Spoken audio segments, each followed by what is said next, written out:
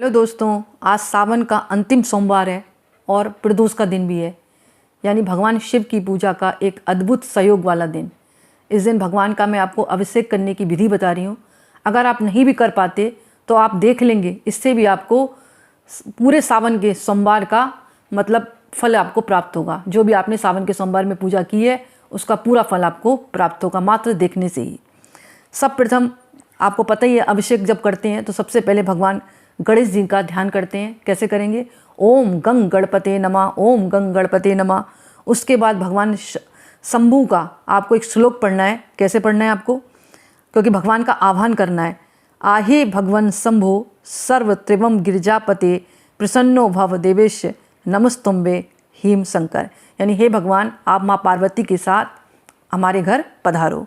उसके बाद भगवान को आपको आसन देना है। आसन देने के बाद आपको क्या करना है? पादम, उनके पैरों को मतलब चरणामृत से धोना है। चरणामृत क्या होता है? दूध है, दही है, शहद है, आपका गंगा जल है, चीनी है, शक्कर है, घी है, इससे आपको पादम देना है। उसके बाद अर्घ्यम करना है, यानी अर्घ्यम उनको अर्घ्य जैसे मैं अर्पित कर रही हूँ इस तरह। उसके बाद आह्वान करना है कि आभाई भगवान शंभु, आप बैठिए। फिर उनको आसन दिया और फिर आप बाद दिया, अर्घ्यम दिया और फिर आचमन किया इस तरह से। उसके बाद आपको क्या करना है? गौ दूध से स्नान कराएं। उसके बाद दधी से स्नान कराएं। फिर आपको घी से स्नान कराना है। फिर शंकरा से स्नान कराना है भगवान को। उसके बाद वस्त्र भगवान को अर्पण करने। उसके बाद यज्ञोपवीत अर्पण करना है भगवान को। अगर नहीं भी है तो भाव से आप अर्पित कर सकते हैं। गंधम, यानी भगवान को गंध अर्पित करें। उसके बाद आपको पुष्प अर्पण करना है, भगवान को अक्षत अर्पण करना है, बिलपत्र अर्पण करना है, धूप देना है, दीप देना है और भगवान को नैवेद्य चढ़ाना है। और उसके बाद आपको फिर आचमन करना है। फिर करोदतन, दोनों हाथों से अनामिका उंगली से भगवान के गंध छिड़कना है। उसके बाद भगवान को कोई भी फल हो आपके अर्पित करें। पुंगी फल हो, तांबूल जैसे सुपारी है वो अर्पित कर दें। और फिर भगवान के ऊपर कोई भी द्रव्य हो आपके पास, मतलब द्रव्य समझे आप, यानी कोई मीठा शरबत हो वो अर्पण कर दें। नहीं है तो आप कच्चा दूध भी अर्पण कर सकते हैं इस तरह से। और फिर आपको कपूर से भगवान की आरती करनी है, पुष्पांजलि आपको अर्पित करनी है। इसके साथ साथ आपको क्या करना है? अगर आपके पास मतलब कहते हैं ना, उसका जो आंकड़े का पुष्प होता है वो अर्पित करें भगवान को। आंकड़े का फल भगवान को बहुत प्रिय है। अगर आपने कोई भी फल नहीं चढ़ाया तो आंकड़े का फल चढ़ा दें, इसे भगवान ग्रहण कर लेते हैं। और आपको इसके साथ साथ धतूरे का फल होता है वो भी भगवान को प्रिय है। आंकड़े का फल और फूल दोनों प्रिय हैं भगवान को।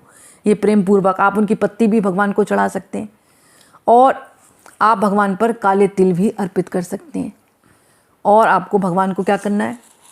आपको अक्षत चढ़ाना है। अक्षत, आपको एक चीज़ और बताऊंगी मैं, जब अक्षत आप चढ़ा रहे हो तो आप जैसे आप करते हैं ना, जैसे कि मैंने आपको बताया था कि इस तरह से बताया था आपको, फल समर्पयानी, तो आपको एक एक करके मतलब चावल भी अर्पण करना है भगवान के ऊपर। और उसके बाद फिर भगवान का आपको अभिषेक करना है इस तरह से। कच्चे दूध से अभिषेक करें। अभिषेक जब करें तो मुंह बंद आपका बंद नहीं होना चाहिए। ओम नमः शिवाय, ओम नमः शिवाय, ओम नमः शिवाय। उसके बाद अगर आपके पास भस्म है तो आप भस्म से भगवान का तिलक लगाएं।